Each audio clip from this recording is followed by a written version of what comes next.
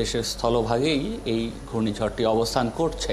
আপনি জানেন যে আবহাওয়া অধিদপ্তর এরই মধ্যে বিষয়টি নিশ্চিত করেছে এবং উপকূলীয় অঞ্চলে যেটি 11টার পর থেকে ভোর 4টা পর্যন্ত এটি বাংলাদেশের যে স্থলভাগ সেই স্থলভাগে পুরোপুরি চলে আসবে এবং তারপর থেকে যেটি নিম্নচাপ সেই নিম্নচাপটি ধীরে ধীরে স্বাভাবিক হওয়া শুরু করবে। সুতরাং আগামীকাল দিনভর এই নিম্নচাপের যে বৃষ্টি কিংবা বাতাস সেটি কিন্তু থাকবে, সেই বিষয়টি তো তারা নিশ্চিত করেছে এবং কিছুক্ষণ আগে তারা যে কথাগুলো বলেছে সেই যে তথ্যগুলো তারা দিয়েছে যে এখন পর্যন্ত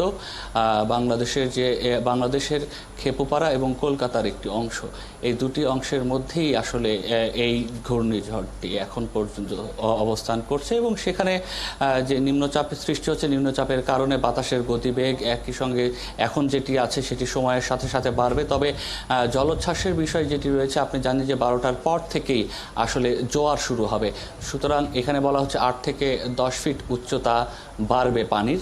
এই জোয়ারের সঙ্গে যখন আরও 8 থেকে 10 ফিট উচ্চতা বাড়ে তখন সঙ্গত কারণে উপকূলের যেসব নিম্নাঞ্চল রয়েছে সেই জায়গাগুলোকে প্লাবিত করবে। আমরা যেটি দেখছি যে বিকেলের পর থেকেই সেই প্লাবিত হওয়ার যে ঘটনা সেটি আমাদের উপকূলীয় অঞ্চলে কিন্তু এর মধ্যে আমরা নিশ্চিত হয়েছি এবং আপনিও জানেন যে বিভিন্ন এলাকা প্লাবিত হয়েছে এবং সেটি 12টার পরে আরও কত বিস্তৃত হবে সেটি এখন দেখার বিষয়। সময়ের সাথে সাথে বোঝা যাবে। নয়ন, নিশ্চয়ই খোঁজ খবর রাখবেন। অনেক ধন্যবাদ এই গভীর রাতে দায়িত্ব পালন এবং যুক্ত হয়ে তথ্য মতামত জানানোর জন্য।